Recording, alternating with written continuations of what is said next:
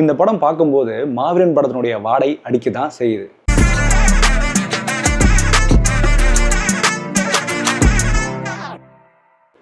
வணக்கம் மக்களே, welcome to FDFS with Mohi. இன்னைக்கு நாம ஒரு ஆக்ஷன் கமர்ஷியல் திரைப்படமாக ரிலீஸ் ஆகிருக்க சூர்யா சாட்டர்டே அப்படின்ற ஒரு திரைப்படத்தை தான் நம்ம இன்றைக்கி ரிவ்யூ பண்ண போகிறோம். ஆக்சுவலி இந்த படத்தினுடைய ஆரிஜினல் லாங்குவேஜ் வந்து பார்த்திங்கன்னா தெலுங்கு தான். பட் வந்து பேன் இந்தியன் லெவலில் வந்து எல்லா லாங்குவேஜும் வந்து டப் செய்யப்பட்டிருக்கு. முக்கியமாக தமிழில் இப்போ டப் செய்யப்பட்டிருக்கு. அதுதான் சூர்யா சாட்டர்டே. இந்த படத்தை லீட் பண்ணியிருக்காங்க நானி அவர்கள். அண்ட் இந்த படத்தில் SJ சூர்யா அவர்கள் வில்லன் கதாபாத்திரத்தில் வராரு. அது மட்டும் இல்லாமல் பிரியங்கா அருள்மோகன் அவர்கள், அப்புறம் அபிராமி அவர்கள், அதித்யா அவர்கள் பண்ணியிருக்காங்க, அண்ட் சாய் அவர்கள் பண்ணியிருக்காங்க. அண்ட் இந்த படமானது இயக்கியிருக்காரு விவேக் ஆத்ரே அவர்கள். இதுக்கு முன்னாடி வந்து அடடே சுந்தரா அப்படின்ற ஒரு படத்தை இயக்கியிருந்தார். அவர் வந்து தெலுங்குல தான் அந்த படம் இயக்கியிருந்தார். தமிழில் டப் செய்யப்படுது. தமிழ்லையும் ஒரு சுமாரான அளவுக்கு ஓடிச்சு இந்த படம். ஸோ நானி பொறுத்த வரைக்கும் ஒவ்வொரு படமும் ஒவ்வொரு வேரியண்ட்டில் இருக்கும் அப்படின்றது தான். அதனால தான் அவருக்கு வந்து நேச்சுரல் ஸ்டார்னு சொல்லிட்டு பேரும் வச்சாங்க. ஸோ டிஃப்ரென்ஷியேட்டான நிறையா கதைகளை சூஸ் பண்ணுவார். அப்படின்ற பட்சத்தில் இந்த படம் எந்த மாதிரியான வந்திருக்கு, அவரோட கெரியரில் எந்த மாதிரியான இம்பாக்ட் கொடுக்க போகுது அப்படின்றத நம்ம டீட்டெயிலாக ரிவ்யூவில் பார்ப்போம். ரிவ்யூக்கு போகிறதுக்கு முன்னாடி இந்த ரிவ்யூ ஆனது உங்களுக்கு பிடிச்சிருந்துன்னா மறக்காமல் லைக் பண்ணுங்கள், கமெண்ட் பண்ணுங்கள், ஷேர் பண்ணுங்கள், சேனலை சப்ஸ்கிரைப் பண்ண மறந்துடாதீங்க. வாங்க நம்ம ரிவ்யூக்கு போகலாம். சூர்யா சாட்டர்டே இந்த படத்தினுடைய கதை சுருக்கம் என்ன அப்படின்னு கேட்டிங்கன்னா, நம்ம நானி அவர்களுக்கு வந்து ஆங்கர் மேனேஜ்மெண்ட் ரொம்ப கஷ்டம். அதாவது மனுஷன் வந்து தொட்டதுக்கெலாம் கோவப்படுவார். அது சின்ன வயசுலேருந்தே அவருக்கு வந்து கோவன்றது சாதாரணம் கிடையாது. ரொம்ப டீப்பாக கோவப்படுறார். அதாவது அந்த கோவத்தில் யாரை வேணால் அடிப்பார். அதாவது அநியாயத்தை தட்டி கேட்குற ஆள் அவர். ஸோ அது வந்து அவங்க அம்மா அபிராமி என்ன சொல்கிறாங்க, உன்னோட கோவத்தை நீ கண்ட்ரோல் பண்ணும் அப்படின்னா நான் ஒன்று சொல்கிற கேட்டுக்கோ. அதாவது வாரத்தில் 7 நாளில் 6 நாள் நீ கோவப்படாமல் கண்ட்ரோல் பண்ணிக்கோ. ஒரு நாள் அந்த சனிக்கிழமை மட்டும் நீ உன்னோட கோவத்தை யார் வேணால் காட்டிக்கோ. அதாவது யார் உனக்கு அகைன்ஸ்ட் இருந்தாங்களோ அவங்க மேலே அன்னைக்கு மட்டும் அந்த கோவத்தை ஒரு நோட்டில் எழுதி வச்சு காட்டிக்கோ, மறந்துடாத அப்படின்னு சொல்லுவாங்க. ஸோ அது மாதிரி தான் அவர் தன்னுடைய லைஃப்பை மூவ் பண்ணுறாரு. அது ஒரு எக்ஸசைஸாக மாற்றிட்டாரு. இந்த பக்கம் இப்படி ஒரு கதை. இன்னொரு பக்கம் வந்து பார்த்திங்கன்னா SJ சூர்யா அவர் வந்து தொட்டதுக்கெல்லாம் கோவப்படுற ஆள்.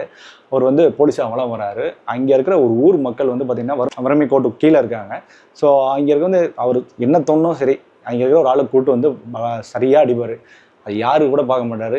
வயசானவங்க, சின்ன பசங்க, அது மாதிரி யாரும் பார்க்க மாட்டார். போட்டு அடின்னு வெளுப்பார். அப்படின்ற பட்சத்தில் அங்கே பிரியங்கா வந்து இங்கே வந்து ஒர்க் பண்ணுறாங்க, கான்ஸ்டபிளாக ஒர்க் பண்ணுறாங்க. பிரியங்காவுக்கு வந்து நானி வந்து சின்ன வயசுலேருந்தே தெரியும். அதனால் மீட் பண்ணும்போது ஒரு விஷயத்தை ரிவீல் பண்ணுறாங்க. அதுமாதிரி இந்த விஷயத்த சொல்கிறாங்க, இங்கே ஒருத்தர் இருக்கான் சரியான நொச்சு, எப்போ பாரு எல்லா போட்டு அடிப்பான், பாவம் அந்த மனுஷன் சொல்லும்போது அவருக்கு அந்த ஆங்கர் மேனேஜ்மெண்ட், அதாவது இந்த கோவம் அதிகமாகிடுது. அதுக்கப்புறம் என்ன ஆனிச்சு, SJ சூர்யா போயிட்டு அடித்தாரா இல்லையா, என்ன நடந்தது அப்படின்றது தான் அந்த படத்தினுடைய கதையை.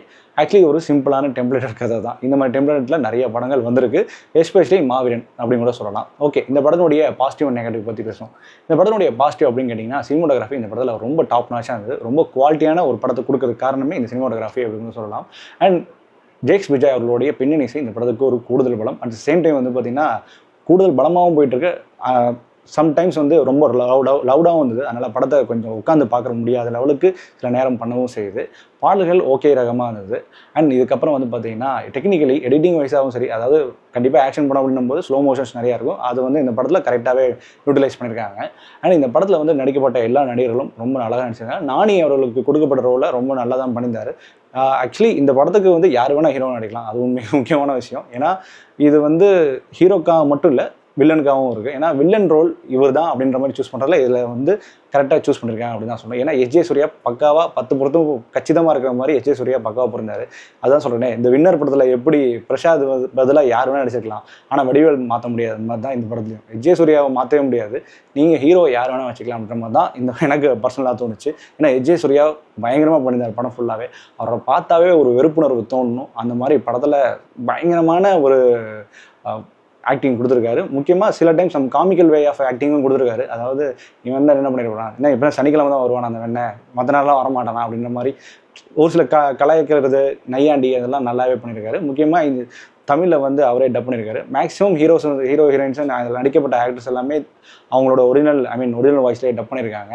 அடுத்ததாக பிரியங்கா மோகன் அவங்க வந்து பார்த்திங்கன்னா ஓகே இந்த படத்தில் சூட் ஆகுறாங்க. அதாவது போலீஸாக சூட் ஆகலை, கதாபாத்திரம் இவங்களை வச்சு தான் நானே உள்ளே கொண்டு வரணுன்றக்காக ஸ்கெட்ச் பண்ண கேரக்டர் தான் தவிர்த்து மற்றபடி பெருசாக யூட்டிலைஸ் ஆகலை அப்படி தான் சொல்லணும். அதித்தியும் சரி கொடுக்கப்பட்ட வேலையை ஓகேவாக பண்ணியிருக்காங்க. அண்ட் அபிராமியும் அது மாதிரி தான். சாய் வந்து அவங்க அப்பா வராரு. சாய் அதான் மற்ற ஆக்டர்ஸ் எல்லாமே ஓகே ரகமா ஓகே அப்படின்ற மாதிரி தான் இருக்குது. ஸோ மெயின் அப்படி பார்த்தீங்கன்னா எஸ்ஜே சூர்யா மட்டும்தான் அப்படின்னு சொல்லுவேன். அண்ட் இந்த படத்தினுடைய இன்னும் பாசிட்டிவ் அப்படின்னு கேட்டிங்கன்னா சண்டை காட்சிகள் எடுக்கப்பட்ட விதம் ரொம்பவே நல்லா இருக்குது. நிறைய சண்டைக்கு அதாவது ஸ்கெட்ச் போட்டு போகிறதுலாம் அந்த சண்டைகள்லாம் இருக்குது. ஸ்டேஜஸாக நிறைய சண்டைகள்லாம் வரும், அதெல்லாம் ரொம்ப ரசிக்கக்கூடிய வகையில் இருந்தது.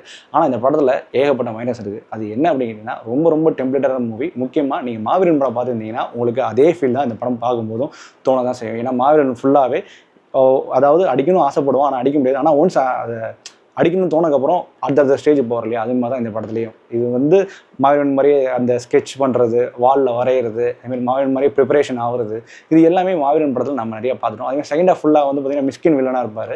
ஸோ அதே மாதிரி தான் இங்கே எஸ்ஜே சூர்யா வில்லனாக இருக்காரு. அவர் மிஸ்கின் பண்ணுற அதே டெம்ப்ளேட்டர் சில விஷயங்கள்லாம் இங்கே பண்ணுறாரு. முக்கியமாக வந்து எஸ்ஜே சூர்யாவுக்கு அண்ணனாக வராரு முரளி அவர்கள். அவர் வந்து காமிக்கல் வே ஆஃப் நடிக்க கொடுத்துருக்காரு. ஆனால் ஒரு சில டைம்லாம் ரொம்ப இரிட்டேஷனாக ஆகும். நீங்கள் அவருடைய படங்களோட லைனை பார்த்துருந்தாவே தெரியும். பட் இந்த படத்துலையும் சரி அந்த மாதிரி என்னமோ காமிக்கல் வேயாக ட்ரை பண்ணியிருக்காங்க, ஆனால் அது பெருசாக ஒத்துழைக்கல. மேபி அவராலேயே இந்த படம் வந்து கொஞ்சம் நிறைய இடங்களில் டெஸ்ட்ராய் ஆகுது. படம் வந்து 2 hours 50 minutes கிட்ட ரன் ஆகுது. ஆனால் 2 hours 50 minutesக்கான ரன் படமா அப்படின்னு கேட்டிங்கன்னா அப்படி இல்லை. இது நினச்சிருந்தா 2 hours நல்ல கிறிஸ்ப் அண்ட் கிளியராக இதுதான் நான் சொல்ல வரோம் அப்படின்னு சொல்லிட்டு கொடுக்கலாம். ஏன்னா ஃபர்ஸ்ட் ஆஃப் ஃபுல்லாகவே வந்து பார்த்தீங்கன்னா இன்ட்ரோ அப்படின்னு ஒரு கேரக்டர் எஸ்டாப்ளிஷ்மெண்ட், இவர் ஏன் சனிக்கிழமை போய் அடிக்கிறான்ற மாதிரி எல்லா எஸ்டாப்ளிஷும் ஓகேவாக இருந்தது. ஃபர்ஸ்ட் ஆஃப் ஃபுல்லாகவே ஒரு ஓகே ரகமாக இருந்தது. ஆனால் செகண்ட் ஆஃப் ஒன்ஸ் எடுத்தோடனே ஒரு ஸ்டேஜஸ் தான் போகுது. அதாவது அவங்க அண்ணனோட ஹெல்ப் தர்றாரு, அண்ணன்லேருந்து மற்றவங்க ஹெல்ப் கேட்குறாங்க. அது மாதிரி அதாவது வில்லனை தாண்டி கிளை வில்லன்கள்லாம் வர ஆரம்பிச்சிடுறாங்க. அதனால இவருக்கு ட்ரபிள் அதிகமாகிடுது. ஸோ இந்த டெம்ப்ளேட்டடான ஒரு ஃபார்மேட்டில் தான் போகுது. அதனால ஸ்க்ரீன் பிளே செகண்ட் ஹாஃபில் முக்கியமாக ரொம்ப ப்ரெடிக்டபிளாக இருக்குது. கடைசியில் என்ன ஆக போகுதுன்ற ஓகே கடைசியில் இதுதான் ஆக போகுது, சரி இதுக்கே பார்த்துட்டு இருக்கணும் அப்படின்ற ஒரு மைண்ட் செட்டு கூட தாட் நம்மளுக்கு வரதான் செய்யுது. அண்ட் செகண்ட் ஆஃப்க்கு உண்டான அந்த ஸ்க்ரீன் பிளேயில் இன்னும் கூட அதாவது நிறைய ட்விஸ்ட் அண்ட் டர்ன்ஸ் வைக்கிற மாதிரியான சில விஷயங்கள் பண்ணியிருக்கலாம். லைக் இவங்க வந்து ஐயப்பனும் கோஷி மாதிரி சில விஷயங்கள் ட்ரை பண்ணியிருக்காங்க செகண்ட் ஹாஃபில். பட் அந்தளவுக்கு ஒர்க் அவுட் ஆகலை அப்படின்னு தான் சொல்லி ஆகணும். இன்னும் கூட நல்ல மெருகேற்றிருக்கலாம். எஸ்ஜே சூர்யா கேரக்டர் நல்லா எழுதப்பட்டிருந்தா கூட நானியாரோட கேரக்டர் பேச இன்னும் கொஞ்சம் எழுதப்படலை அப்படின்னு தான் சொல்லி ஆகணும். இந்த படத்தில் வந்து செகண்ட் ஹாஃப்லலாம் வந்து அந்த ஊர் மக்களை போயிட்டு இவர் ஹெல்ப் பண்ணுறது, ஊர் மக்கள் இவர் ஹீரோவாக தூக்கி வைக்கிறது, இது எல்லாமே பார்த்து பழகின ஒரு பழைய காலத்து டெம்ப்ளேட்டான படம். ஸோ அந்த பழைய காலத்து டெம்ப்ளேட் படம் வந்து நம்ம நிறைய பார்த்து ரசிச்சிட்டோம். அதுக்கப்புறம் அது வந்து காரியம் துப்பிட்டோம். ஸோ அது மாதிரி தான் எனக்கு அந்த ஃபீல் ஆகுது. ஸோ இன்னுமா இந்த மாதிரி படம் எடுக்கிறீங்க அப்படின்ற ஒரு தாட்டும் வரதான் செய்யுது. ஸோ மொத்தத்தில் இந்த படத்தை பார்க்கலாமா வேணாமா, இல்லை கண்டிப்பாக பார்த்தே தெரியணும் அப்படின்னு கேட்டிங்கன்னா என்னை பொறுத்த வரைக்கும் ஒரு ஆவரேஜான படம். ஸோ இன்னும் கூட பெட்டரைசேஷனாக பண்ணியிருக்கலாம். முக்கியமாக டியூரேஷனை 2 hours கொடுத்துருக்கலாம். செகண்ட் ஹாஃப் ஃபுல்லாகவே இழுக்கிறாங்க. எப்படியா கொண்டு போய் முடிக்கணும் தான் அப்படின்னு ட்ரை பண்ணியிருக்கேன். தவிர்த்து ஒரு சுவாரஸ்யமான ஃபேக்டர் இந்த படத்தில் சுத்தமாகவே இல்லை. ஸோ இந்த படத்துக்கு நம்ம கொடுக்கக்கூடிய ரேட்டிங் என்ன அப்படின்னு கேட்டிங்கன்னா 5க்கு 2.5. ஓகே மக்களே, என்னோட ரிவ்யூ பிடிச்சி நான் நம்புறேன். என்னோட ரிவ்யூ பிடிச்சா மறக்காமல் லைக் பண்ணுங்கள், கமெண்ட் பண்ணுங்கள், ஷேர் பண்ணுங்கள், சேனலை சப்ஸ்கிரைப் பண்ண மாதிரி. And then stay with me FTFS with மோகி.